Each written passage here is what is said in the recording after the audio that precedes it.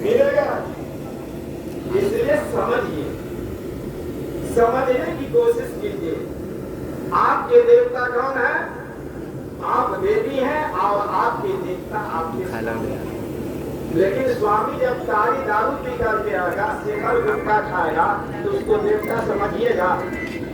ईमानदारी से बोलिए, तारी दारू शिखर गुटखा खाएगा, तू मैं करेगा, नोक झोंक करेगा पति पत्नी में, तो उसको सम्मान मिलेगा, इज्जत मिलेगा, प्रतिष्ठा मिलेगी? बोलो। हाँ बोल रहा मिलेगी।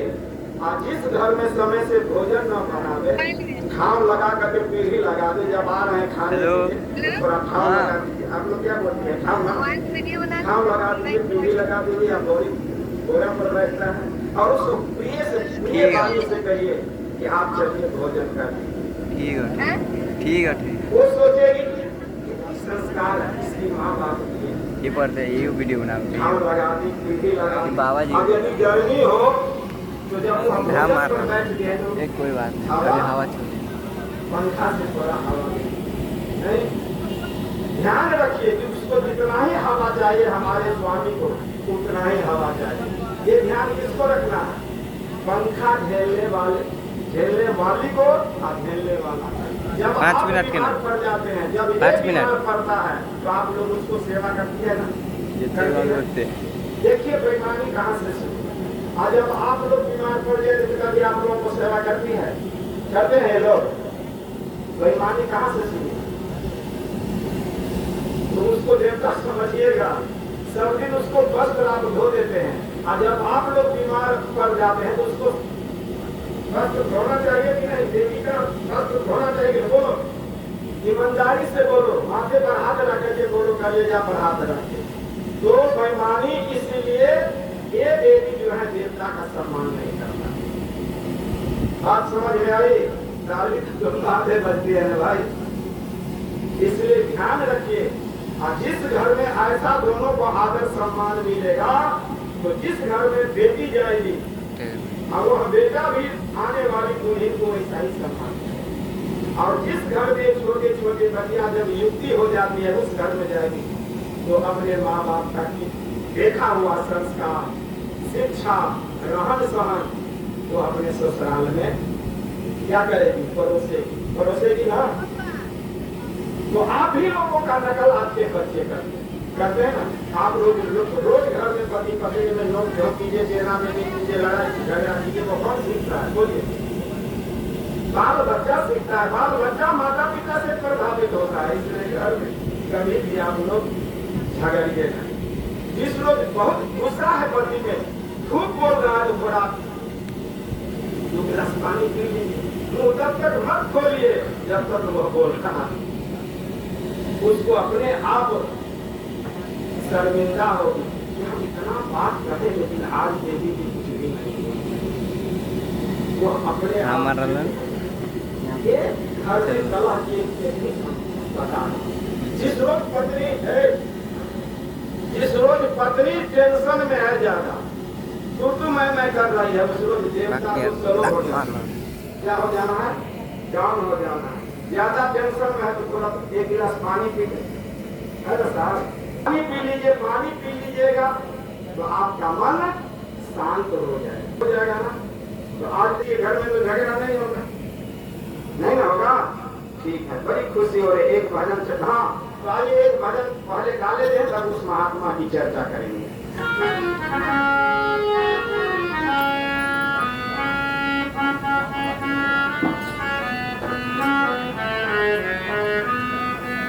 चलो गुरु के दुआरिया, दुनिया से नाता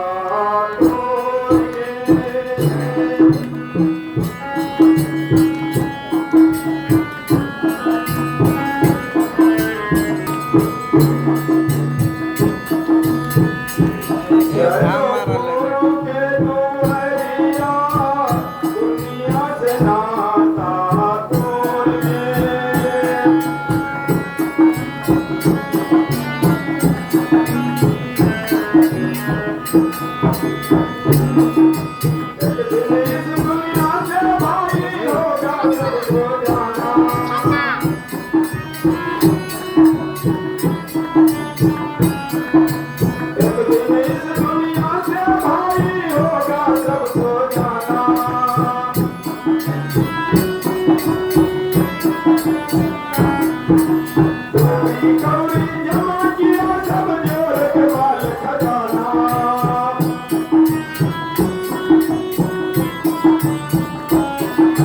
गौरी गौरी जमा किया सब जोर के बाल खजाना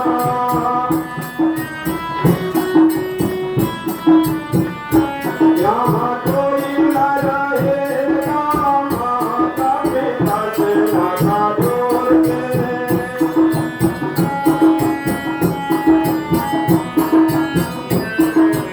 छः मिनट के भेज लो यहाँ कोई न रहेगा माता पिता से नाता जोड़ के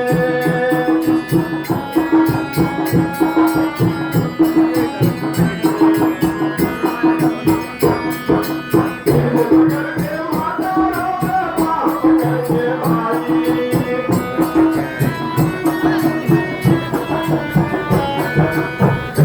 करके माता रोवे बाप करके भाई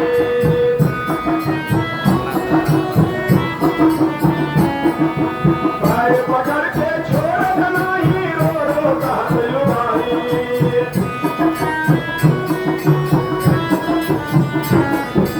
भाई पकड़ के छोड़ नहीं रो रो कहत भाई ए सुनो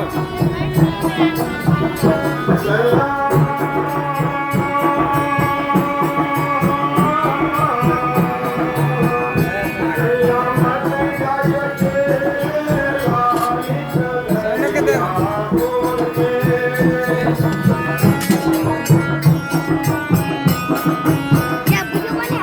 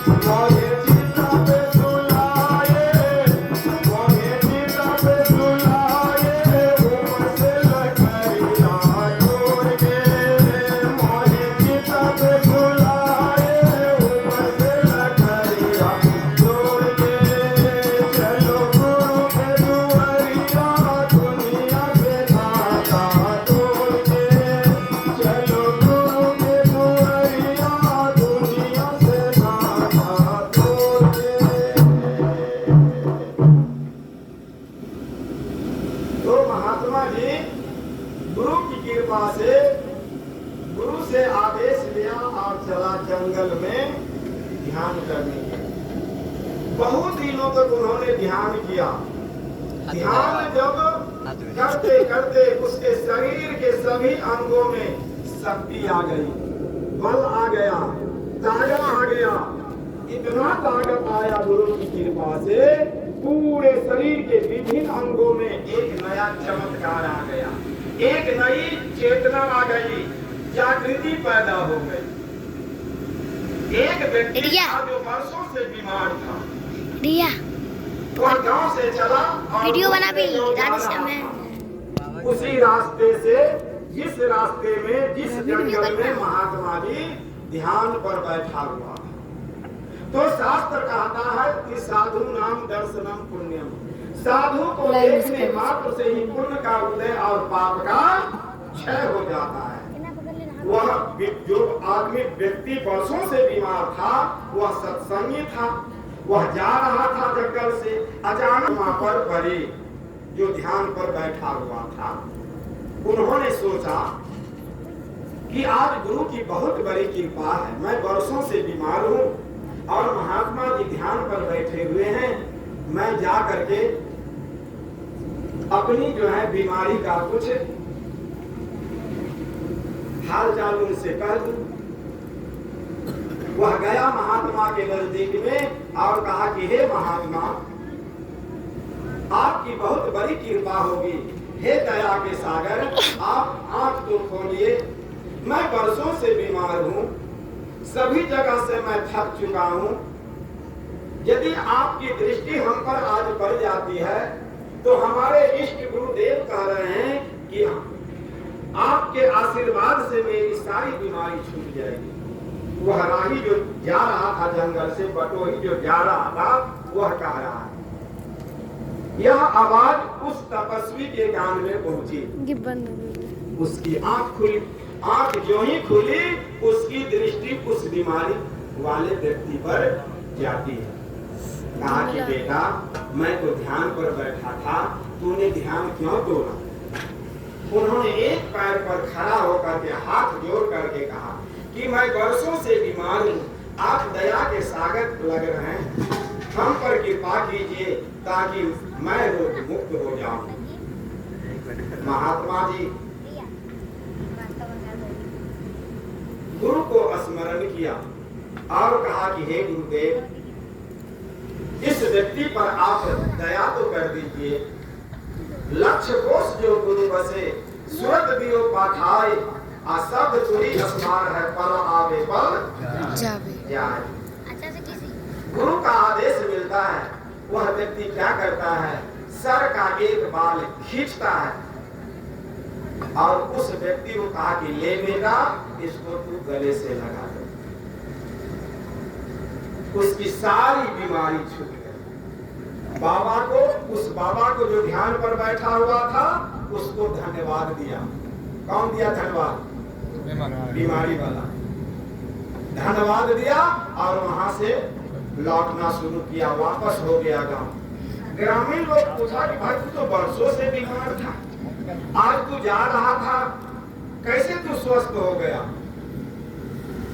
वह ग्रामीणों को बताया कि जंगल में एक तपस्वी रहते हैं, सर का एक बाल देते हैं, चाहे हार्ट डिजीज हो, ब्लड प्रेशर हो, गठिया हो, एबीसीडी जो भी बीमारी हो, रोग छूट जाता है। पूरे गांव में ये चर्चा फैल गई, गांव भर के पेशेंट पहुंचने लगा, दवा मिलती गई, रोग छूटता गया। अब एक गांव से दो गांव, दो गांव से चार गांव, चार गांव से 5 गांव, पूरे पंचायत भर के पेशेंट पहुंचने लगे, रोगी पहुंचती गई, दवा मिलती गई, रोग छू मंतर में छूटता गया। पंचायत से प्रखंड में, प्रखंड भर के पेशेंट आने लगा, दवा मिलती गई, रोग छूटती गई। प्रखंड से अनुमंडल में, अनुमंडल से जिला में, जिला से स्टेट में चले गए, राज्य तक बात पहुंच गई, राज्य भर के पेशेंट आते गए, दवा मिलती गई।